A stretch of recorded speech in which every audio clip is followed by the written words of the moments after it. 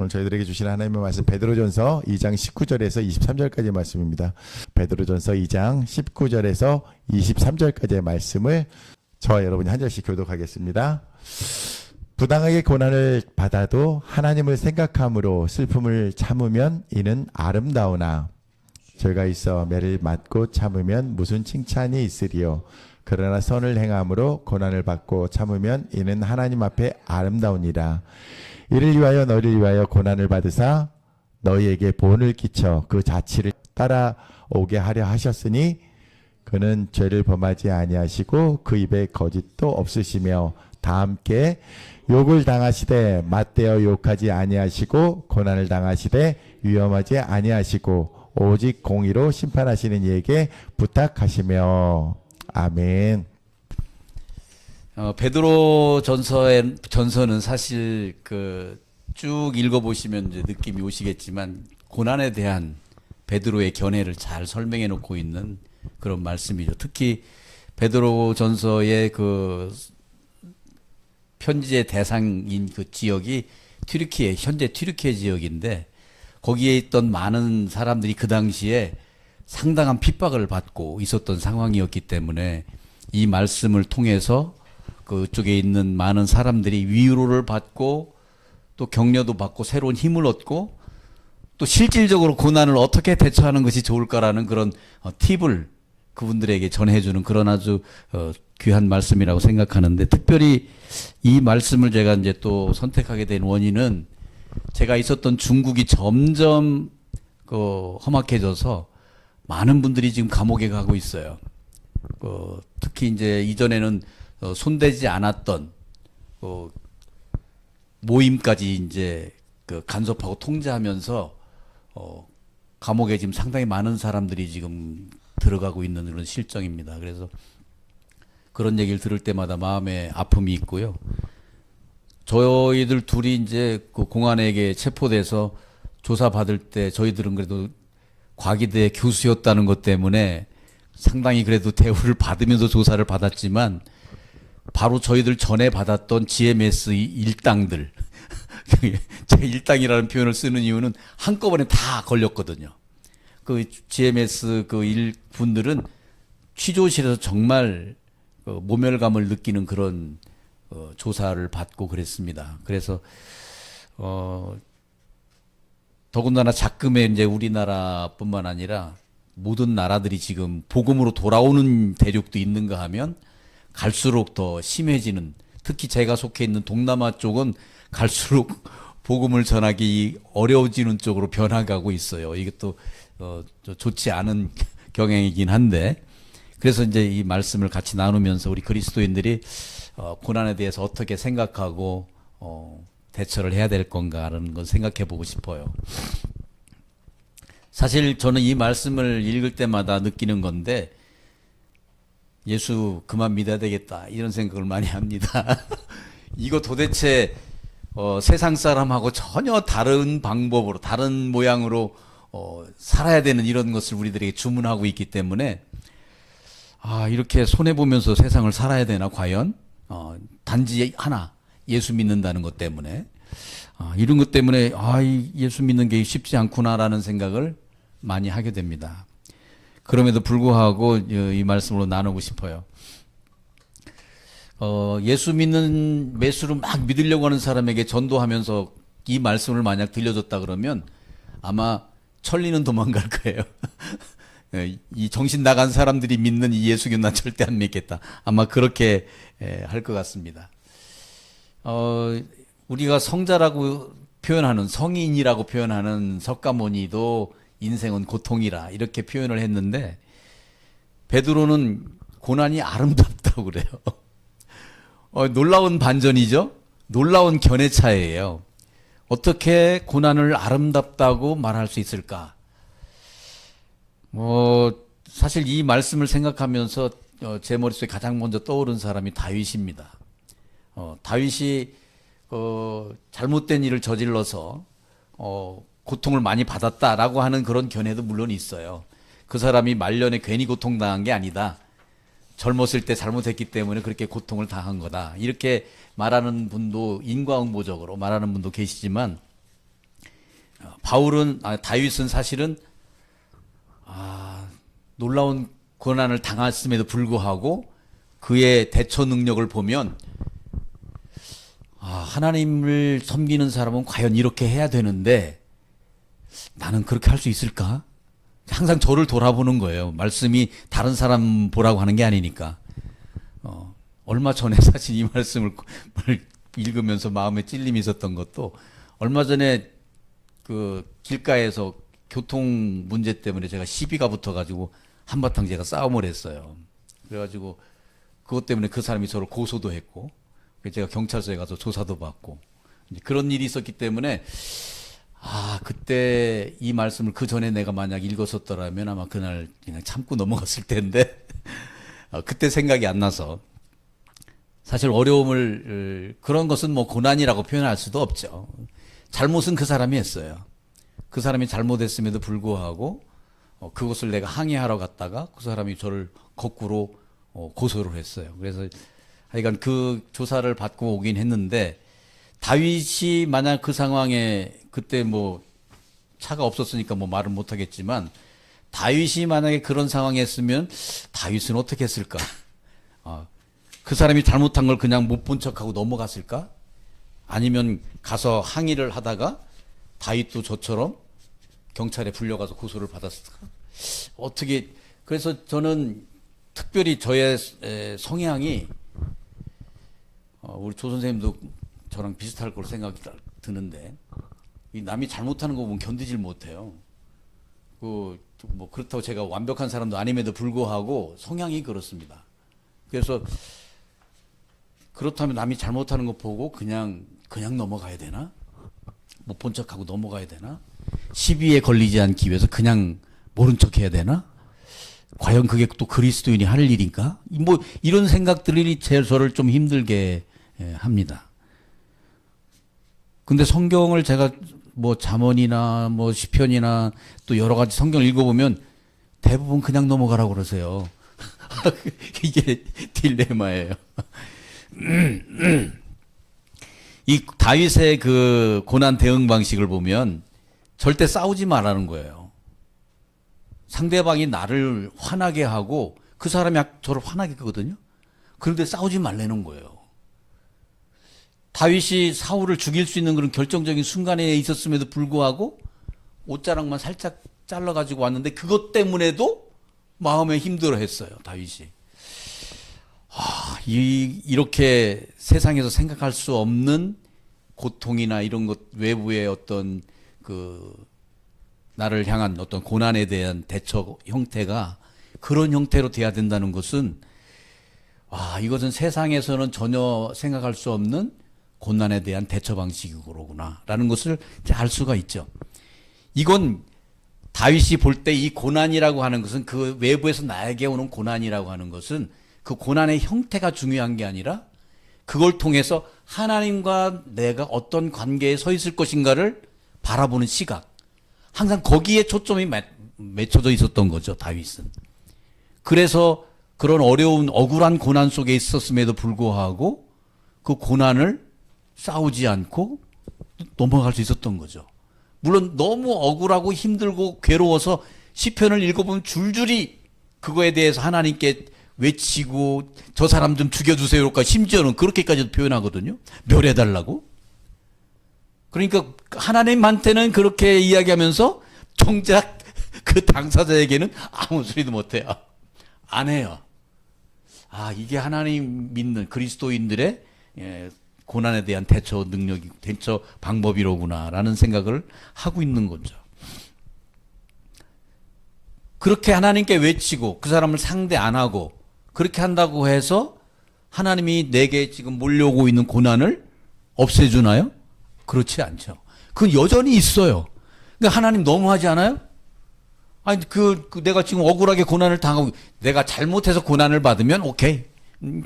달게 받겠습니다 하겠지만 억울하게 고난을 받고 있는데 죽으라고 하나님께 매달리고 기도해도 그 고난은 여전히 있어요.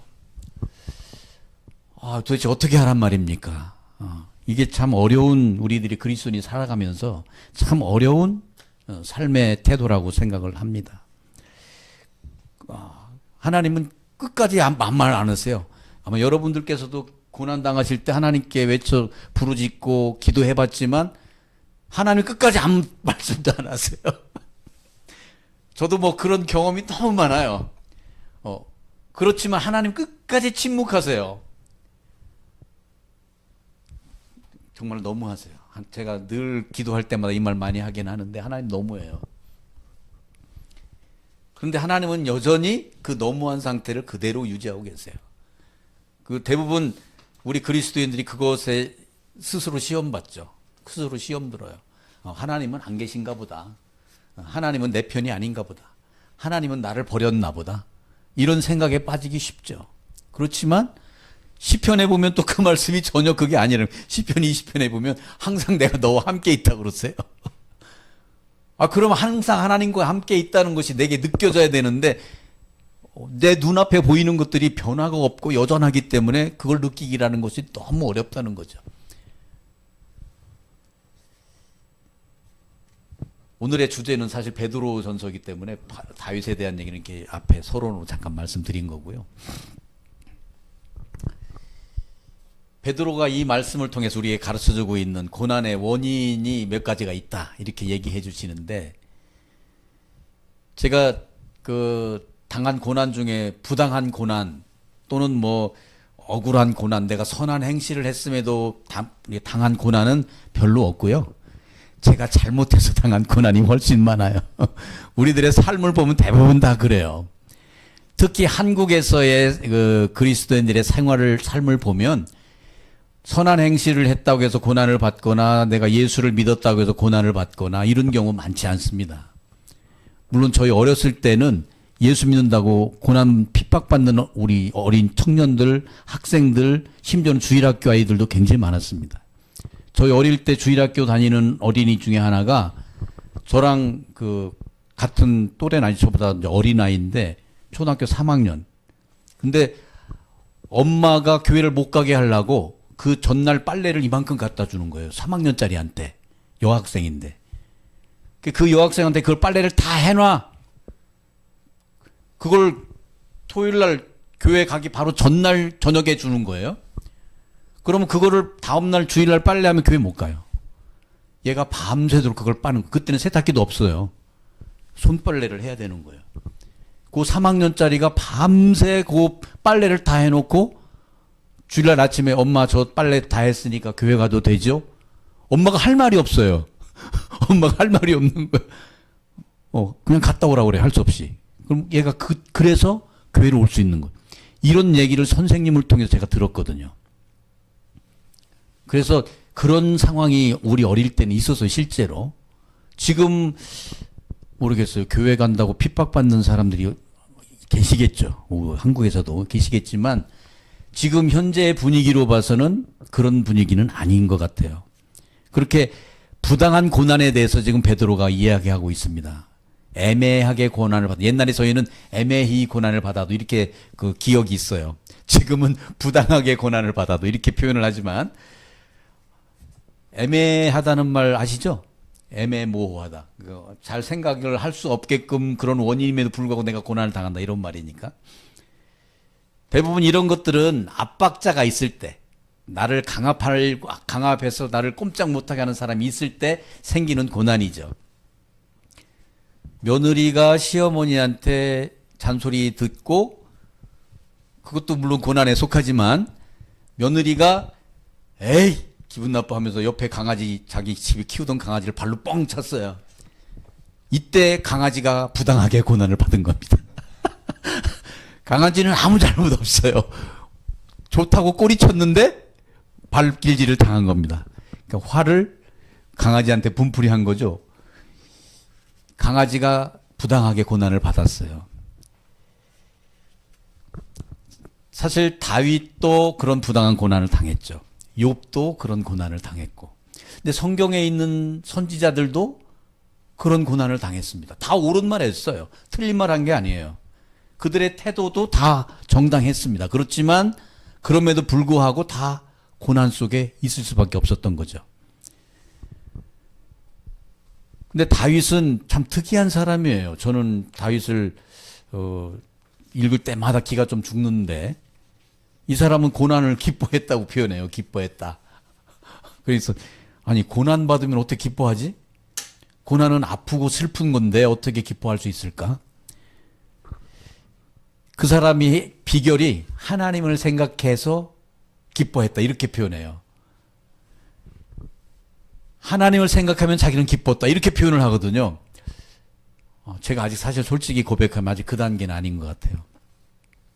하나님을 제가 섬기고 있지만 하나님을 생각하면 이 고난이 내게 기쁨이 된다. 아직 그 경험은 제가 못한 것 같습니다. 근데 사실 21절에서부터 그 뒤에 우리 오늘 읽은 그 뒷절 말씀을 보면 사실은 그것이 우리가 고난을 이길 수 있는 비결이라는 걸 가르쳐 주고 있어요. 그리스도께서 우리를 위해서 핍박받으신 그 상황이 사실은 우리가 고난을 이길 수 있는, 고난을 기뻐할 수 있는 근거다라고 우리에게 사실 가르쳐 주고 있는 거죠. 사실 아직 제가 믿음이 약해서, 믿음이 아직 어려서 그렇게 제대로 그렇게 못하는 거라고 생각이 듭니다.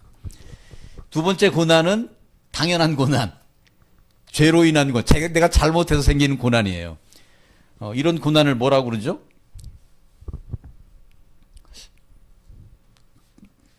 지 잘못, 지 고난. 옛날에 술 먹는 사람들이 그 술 따라주지 말고 알아서 먹어 할 때 지부지처라는 말이 있어요. 지가 부어서 지가 마셔라, 지가 처마셔라. 이거 지부지처라는 말이 있는데 지 잘못, 지 고난. 이거는 뭐 어쩔 수 없는 거죠. 내가 잘못해서 생기는 고난. 이거는 우리들에게 익숙해요. 내가 잘못해서 받는 고난에 대한 그 마음가짐은 우리에게 익숙합니다. 뭐 내가 잘못해서 그런데 어쩔 수 없지. 혼나는 당연하지. 이렇게 익숙해요. 뭐 성경에도 그런 사람 있잖아요. 야곱. 지 잘못이지요. 지 잘못 때문에 지 고난이에요. 자기가 속였는데 자기보다 더 기막힌 라반을 만나서 고생 엄청나게 하잖아요.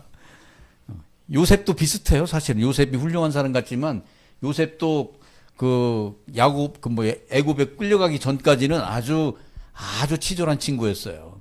그 형들이 잘못하는 거 다 아버지한테 고자질이나 하고 아버지한테 붙어가지고 막 그 채색옷만 받아 입고 형들이 볼 때는 정말 밉상이었죠. 그래서 애굽으로 팔려나가는 거 지 잘못 지 고난이에요. 요셉도 그런 고난을 겪었죠. 근데 최근에는 아예 자기 잘못도 인정 안 하려고 하는 풍조가 많죠. 끝까지 자기 잘못 인정 안 해요. 제가 엊그제 당했던 그런 상황이에요. 그분 끝까지 잘못을 인정 안 했어요. 자기는 잘못한 거 없다고. 그래서 사실 제가 거기서 화가 더 나가지고 화를 곧 내지 말았어야 되는데 제가 공산주의인 중국에서 사역을 했잖아요. 그분들 특징이 잘못을 절대 인정 안 합니다. 눈에 뻔히 보이는 잘못, 증거가 다 있는데도 불구하고 절대로 잘못 인정 안 해요. 그 특별한 그 케이스입니다.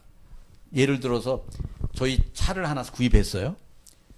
그 회사 차를 하나 구입을 했는데 이 차가 그 봉고차였는데 옆에 이렇게 슬라이딩 도어가 있잖아요. 산지 2주일 만에 그 도어가 뚝 떨어졌어요. 문을 꽉 열었는데 도어가 뚝 떨어져요. 그래가지고 차 공장에 갔어요. 그랬더니 이거 당신들이 잘못한 거니까 다시 새 차로 얼마 안 되니까 다 차를 바꿔달라 했더니 그 사람들 특징 메이스 괜찮다는 거예요. 괜찮다고. 자기들이 잘못했는데 바꿔주질 않아요. 아무리 얘기도 안 바꿔줘요. 그러더니 고쳐준대요. 고쳐줬어요. 그 다음에는 문이 안 닫혀. 떨어지지는 않는데 문을 쾅 닫으면 도로 열려. 닫으면 도로 열리고. 물론 잘못 만들었으니까 우리가 잘못했습니다. 우리가 잘못 만들어서 그런 겁니다. 잘 해드리겠습니다. 이게 아니에요.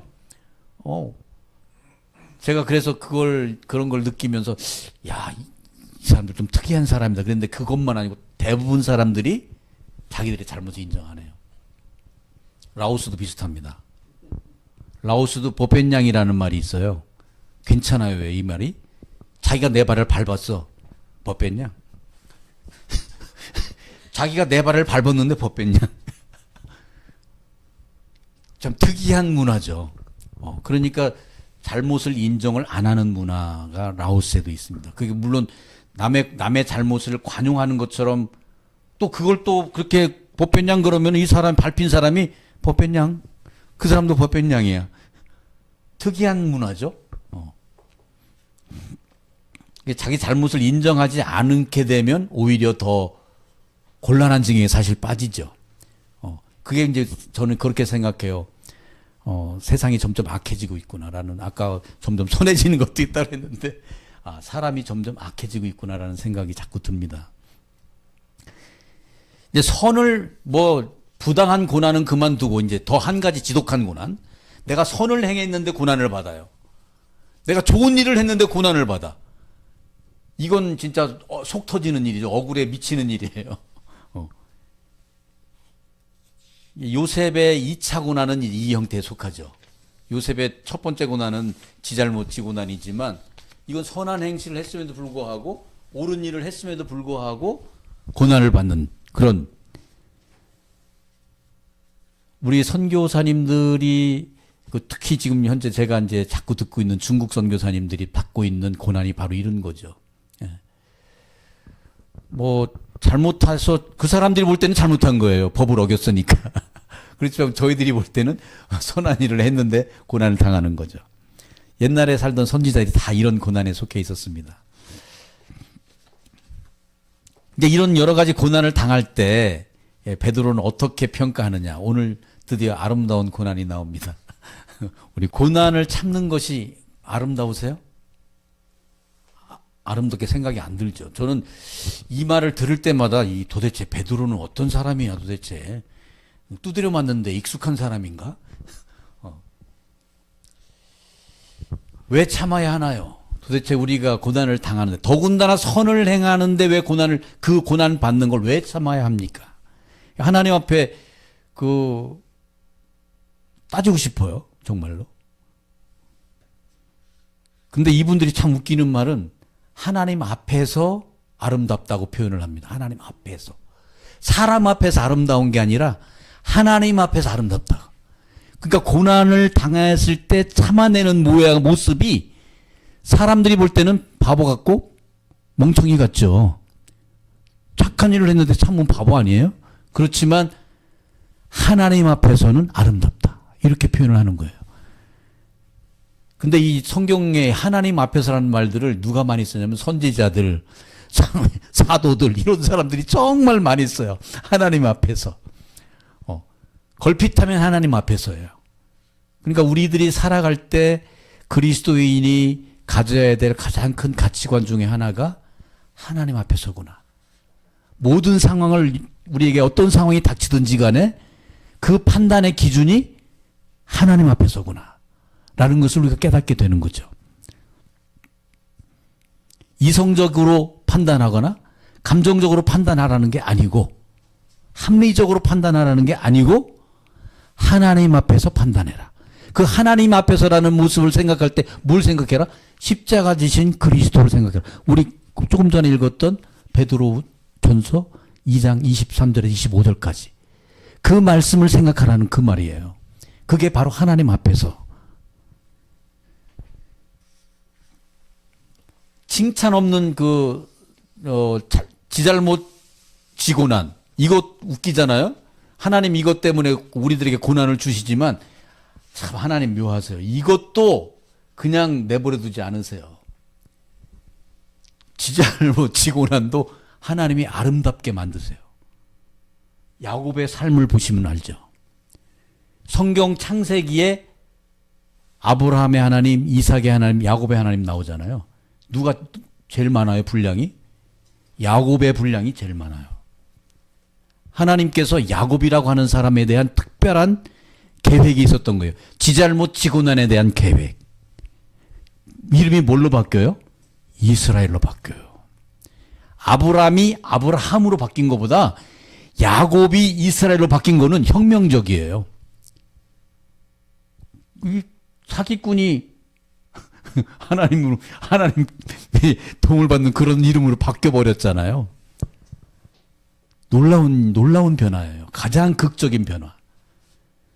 가장 밋밋한 삶을 사는 사람이 이삭이잖아요. 이삭은 존재감이 없어요, 사실은. 그렇지만 또 하나님 묘하게 이삭이 예수님의 모형이잖아요. 하나님 우리 생각으로는 이해가 잘 안 됩니다. 이 베드로가 그렇게 이런 이야기를 하는 이유는 하나님께서 우리들에게 받는 고난은, 그리스도인이 받는 고난은 모든 고난이 유익이 있다는 걸 말하고 있는 거예요. 내가 잘못한 고난도, 내가 잘못해서 생긴 고난도 유익이 있다는 거예요. 이게 너무 놀라운 은혜죠.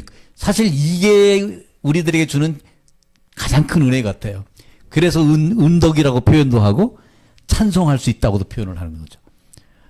내가 선행을 행해서 받는 고난 억울하지만 그것 하나님 앞에서 아름다운 고난이지만, 아이고 내가 잘못해서 내가 고난 받은 것도 하나님이 그걸 우리로 하여금 유익하게 만들어 주신다는 그 앞에 서면 너무 감사하고 몸둘 바를 모르는, 그럼 정말 찬송할 수밖에 없는 그러한 고난이 되는 거죠. 왜 하나님께서 우리에게 고난을 주실까요? 정말 베드로는 상종을 못할 사람이에요. 그게 하나님의 뜻이래. 너희가 고난을 위해서 부르심을 받았대요. 너희가 고난 받으려고 내가 널 부른 거야? 너 고생시키려고 내가 너 불렀어? 이 말이에요. 아, 세상에 이런 하나님이 어디 있습니까?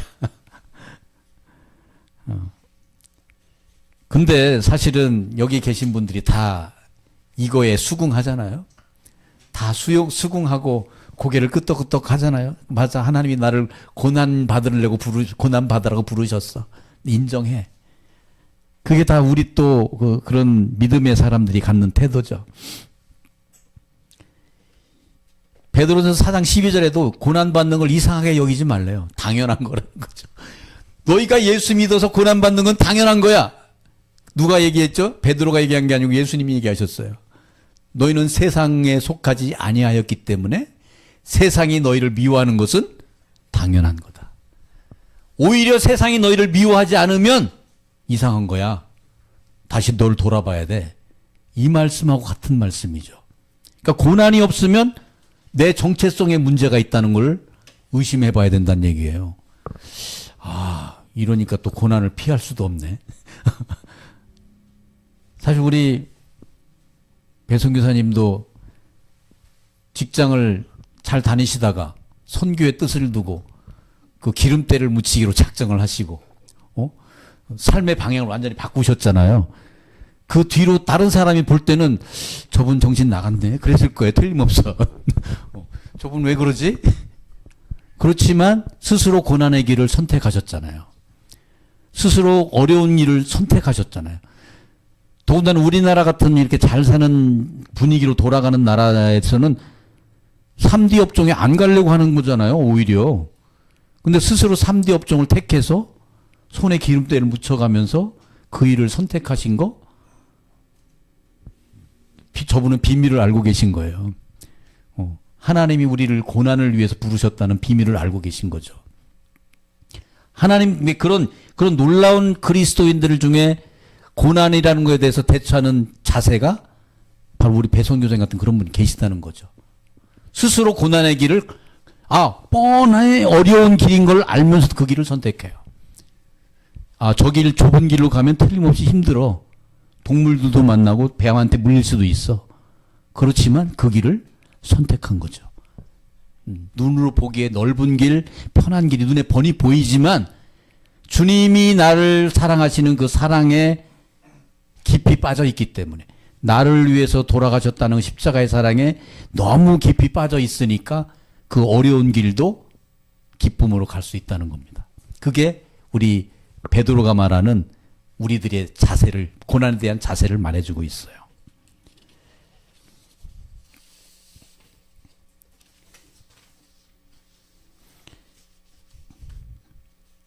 속 터지는 말씀 하나 더 하겠습니다.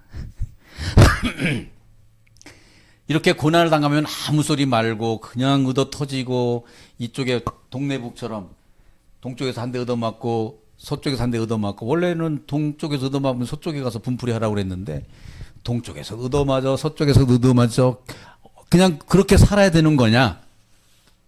그렇게 살으라고 합니다. 참 할 말이 없어요. 우리 하나님 앞에서 할 말이 없어요. 욕을 욕으로 갚지 말고.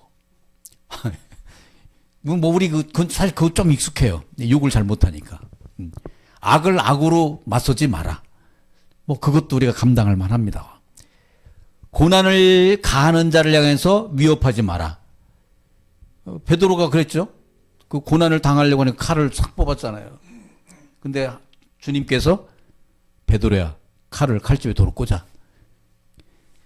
고난을 가하려고 하는 자에게, 위해하려고 하는 자에게 위협하지 마라. 할 수 있어요. 우리 존세면 나 같은 사람 힘 있잖아요. 없나요? 옛날 생각에 빠져 있어요.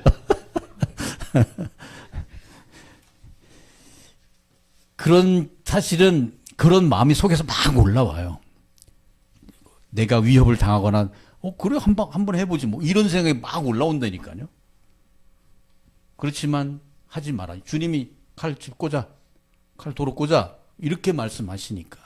그래서, 그러면서 하는 말이, 야, 너는 사람을 상대하지 말고, 나를 상대하라니까.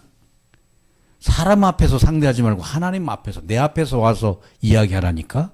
이렇게 말씀을 하시는 거예요. 근데 우리는 화가 확 나면 하나님 앞에 가는 것보다 그 사람 앞에서 내가 더 강한 것을 보여주고 싶잖아요.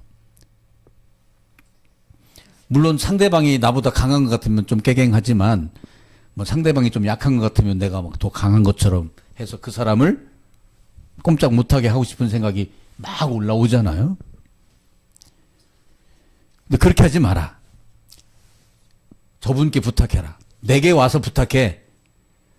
다윗이 대표적인 사람이에요. 제가 시편을 읽으면서 다윗이 얼마나 하나님 앞에 기도하는 기도문이 얼마나 그 적나라하고, 야, 이게 예수 믿는, 하나님 믿는 사람에게 할 말인가?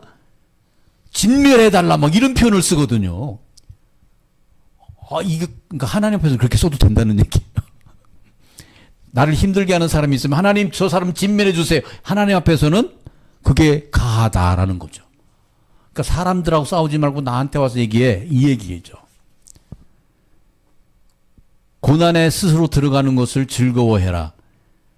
아까 얘기한 그 말씀입니다. 고난 당할 때 부끄러운 고난이 있어. 이게 바로 지잘못 지고난이에요. 부끄러운 고난. 이 고난도 오히려 그 고난을 통해서 하나님께 영광 돌려야 된다는 말씀도 하고 계세요. 참 이러니 전도할 때 절대 여기는 보여드리면 안 됩니다. 초신자에게는. 그래서 예수 잘 믿는 분들한테는 이제 이런 말씀을 해도 되지만 초신자한테 이런 말씀하면 너나 잘 믿으세요. 난 절대 안 믿을 거야. 이렇게 하고 도망갈 겁니다. 저도 이 말씀을 준비하면서 뿐만 아니라 늘 하는 생각이 난 언제쯤 주님이 원하시는 그런 사람이 될까? 말만 선교사네, 무늬만 선교사야. 이런 생각이 들 때가 한두 번이 아니에요. 그래서 언제쯤 하나님 앞에서 잘했다 이렇게 칭찬을 들을 수 있는 그런 삶을 살아낼 수 있을까? 늘 고민하면서 살고 있습니다. 우리는 하여간 필연적으로 미움을 받을 수밖에 없는 사람들이기 때문에 미움받는 것에 대해서 익숙해져야 된다. 미움받는 것에 훈련되어야 된다. 근데 그것에 훈련되는 게 쉽지 않은 건 사실이죠. 그렇지만 하나님 앞에서 우리가 늘 그 미움을 하나님 앞에 토로하는 것, 이 훈련이 되면 그게 가능해진다. 여기 때 제가 이 얘기하면 또 우리 로이스 우리 로이스 선교사 그걸 잘해요. 하나님 앞에 이르는 거. 저분이 제가 뭐 잘못하잖아요. 하늘 앞에 항상 일러요. 항상 저만 손해봐. 근데 하나님은 그걸 원하시는 것. 하나님 그걸 원하신다. 참 어려운 우리 그리스도인들의 신앙생활이고 삶의 모습을 원하고 계신 건데 하나님께서는 하여간 잔소리하지 마. 내가 원하는 그거야.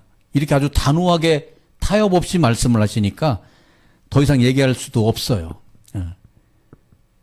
동역자 여러분, 우리는 고난을 소명으로 받은 사람들입니다. 우리는 세상으로부터 미움받기로 작정된 사람들입니다. 우리가 한 선한 행실이 도리어 세상으로부터 미움과 조롱의 대상이 되는 사람들입니다. 우리가 옳은 얘기하면 그래 너나 잘 살아 그렇게 살아 이렇게 조롱받는 사람들이라는 거죠. 어떤 경우에는 우리 잘못으로 고난을 당할 수 있지만 그것조차도 우리 하나님께서 우리를 위해서 유익하게 사용하게 해주신다고 그렇게 약속하는 바람에 어쩔 수 없이 하나님의 사랑에 감격하면서 사는 사람들이고요. 우리는 세상을 힘으로 이기라고 보냄을 받은 사람들이 아니고 세상에서 힘을 오히려 받아서 늘 지는 삶을 살라고 그렇게 보냄받은 사람입니다.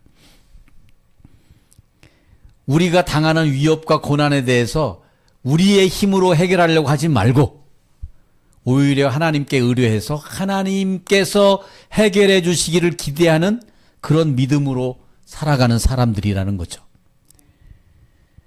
고난이 하나님의 사랑에 힘입어서 우리의 소망을 더욱 견고케 한다는 것을 잊지 말고 어떠한 고난에도 오히려 기뻐하며 살 수 있도록 간절히 원하는 사람들이 되어야 된다는 거죠. 죽을 각오로 세상과 똑같은 방법으로 절대 싸우지 않겠습니다라고 작정하는 사람들이 그걸 죽을 각오로 그렇게 해야 됩니다. 만약에 그러다가 내가 죽으면 그대로 죽겠습니다라고 순종하는 사람들이 우리 그리스도인들이다. 한 가지 마지막으로 더 바랄 게 있다면 우리가 당하는 고난이 우리가 죽음에 이른다 할지라도 그 죽음이 하나님께 영광이 되기를 소원하는 그런 사람이 되기를 원하는 사람들이다. 스데반같이. 한 가지 예를 들고 말씀을 마치겠습니다. 일본의 긴츠키 전통 공예라는 게 있어요. 혹시 들어보셨나 모르겠는데 도자기 공예 기술입니다. 도자기 공예 기술인데 일본에서는 좋은 도자기가 깨지면 버리질 않고 그 조각들을 다 모아서 다시 그 도자기를 재현하는데 그 깨진 도자기 틈틈을 금으로 녹여가지고 다시 붙이는 거예요. 그러면 원래 있던 문양 플러스 깨진 금을 따라서 금빛이 들어가면 새로운 문양으로 바뀌는 거예요.